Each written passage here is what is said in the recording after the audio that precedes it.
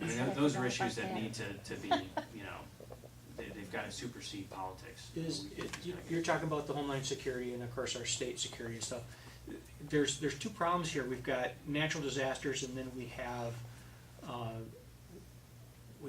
terrorist type incidents. I mean, that's a national, man-made incident or whatever, disaster.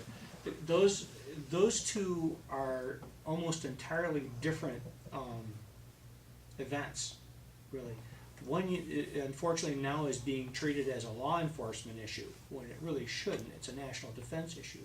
And the other is a matter of managing your resources and recovering from an incident that you know, over time will heal itself. The other part with the national security issue, you've got problems with not just the bomb going off, but all the people who planned it and all the people who were still sticking around after the bomb went off. Right. And so it sounds to me as though the agency is way overtaxed for. Yes. They're undereducated. There's just no way they would ever know how to treat those two things. And I would say to a certain extent I would disagree with you in the fact that they are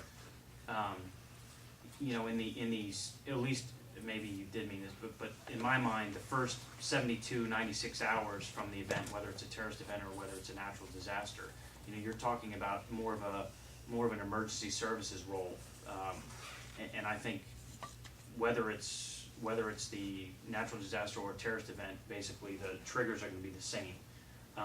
On what type of event starts to trigger, who's going to take responsibility for it, right? I mean, we're not going to be, you're right, I'm not going to ask the sheriff's department to be taking on, you know, 2 weeks into the large terrorist event, you know, that's not what their role should be.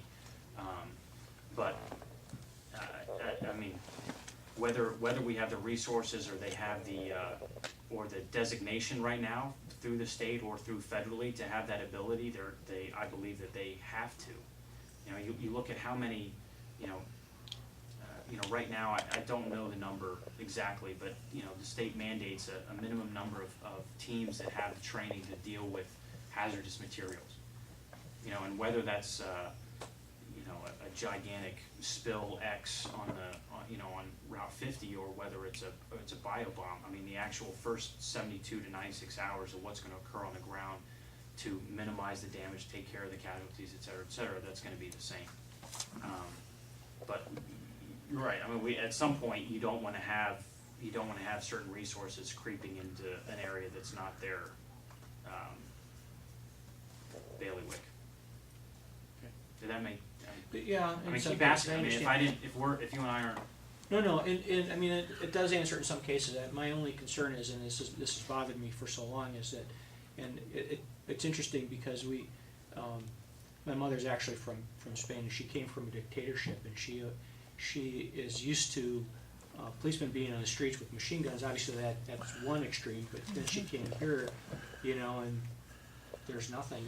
And right now, we kind of we're holding ourselves for ransom against the world. We've got no form of protection from the federal government, and you know, and our states have been falling down. Unfortunately, places like Arizona have been standing up for themselves.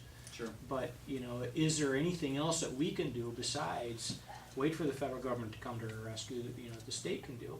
And you know, we've got some great installation commanders around the state that really know their stuff. They're plugged in internationally and stuff, and I would think that somehow Guard and Reserve, you know, in these terrorist incidents and things like that, can lend their expertise to whatever agencies are coming in. But that segues into the, you know, like the discussion that you and I had on the side before we started this thing. You know, right now we don't have the assets of the Guard and Reserve, you know, just because of the deployments that are going on. I mean, they're not an asset that we can, you know, and when I generally plan, I want to basically cut out the things of you know, control and not control. You know, and right now there are large pieces of the Guard and the Reserve that can't be counted on in a perpetual plan because, you know, for all intents and purposes they might be in Iraq or Afghanistan right now.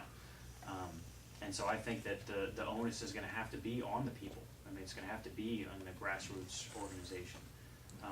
And I think from my point, at least from my perspective, the state can have a great role in getting individuals ready for that.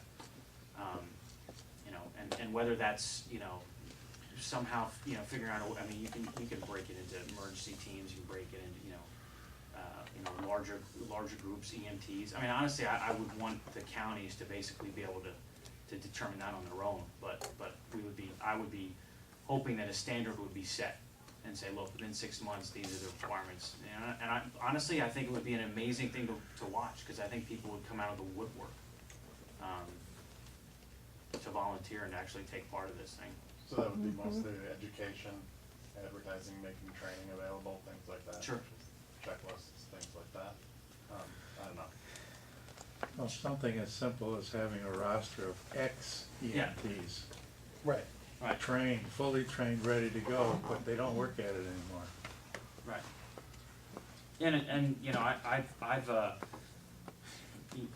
you know, there's a great resource in the veterans that we have here. I mean, there's 25,000 veterans from Iraq and Afghanistan in Wisconsin alone. That's You know, inactive ready reserve, not all of us are using walkers. Yeah. So. Yeah. Yeah, good point. But I mean, that's a great ad, you know, I mean, we just, I think we do a poor job of using what we have. And I mean, these guys have discipline, they have training, submarines. you know, these guys have focus, they certainly know how to organize, they know how to lead, and I think, you know, don't put this, you know, I'm sure this thing will go out on YouTube, and I'm trying to create like a revolutionary, I'm not, I'm trying to, you know, I think that we need to almost as a people be ready for, you know, and if we put this thing together and nothing happens in 10 years and, you know, everybody makes fun of me as the guy, So much the better. great. Well, You know? I think everybody needs to know it's okay to participate, and I think there's too many people are sitting back going, you know, I don't know what to do, cause I'll get in trouble if I do it. Yeah, you're right, and that's like I said, they're just not asked, you know, that's one of the things that I wished so much that Bush had done after 9/11, you know, was, I think that was a great opportunity in those first 48, 72 hours for Bush to stand in front of that TV camera and say, you know, American people, I need us, you know, I need you to do X, you know, you know, I think about the, where was I? It might have been at the Veterans Museum. I was somewhere, and I was looking at a bunch of the old, you know, the World War II advertisements. You know, the where they were asking the women to give up their Aprons. Stockings. their stockings to be Stockings. used in the, you know, in the artillery rounds to hold the, you know, to hold the powder. And I mean, it's just you know, everybody was involved. You know, I mean, it was just this and I think America, we're missing that right now. Yeah. Certainly as a, you know, just, and it would be a great, you know, I think the outcomes of it would be fantastic, besides being ready for something, whether it was a terrorist event or whether it was a natural disaster or whatever.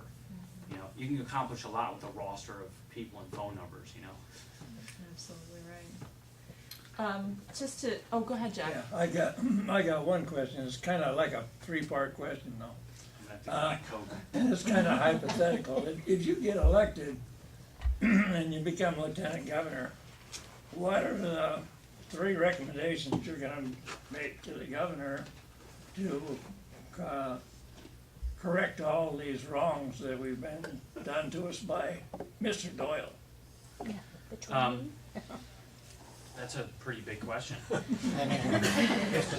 What's the first one, I guess? Yeah, You know, what's the- what's the first thing? First recommendation I would make, you know, well, I think that that's a very difficult question to ask because I'm trying to say 15 things at once. You know, whether it's been the encroachment on individual freedoms that we have. I mean, just look at what's going to occur in 4 weeks now, 3 weeks, 4 weeks. The What's smoking ban. Smoking ban. 3 weeks, 4 weeks. Yeah. Taxing, you know, I mean, the problem we have right now, we do it backwards, right? We determine exactly how much we want to spend, and then we go out and Right. raise the money to have it, and it's done on the backs of us, or business and businesses. You know, there is a significant difference between the balance, you know, a balanced budget, and, you know, let's look at something like zero-based budgeting, right? You know, a balanced budget, to me, isn't always a beautiful thing. you know, if we're gonna keep a budget of $70 billion and we've raised the 70 billion biannual dollars through our tax dollars. So I mean, I think one of the first things I would say is, you know, Governor, you know, get off our backs, stop pulling the tax dollars, because it's not, I think it was Paul Ryan that said it, right, that it's not that we have a revenue problem, it's the spending problem. I mean, we just spend.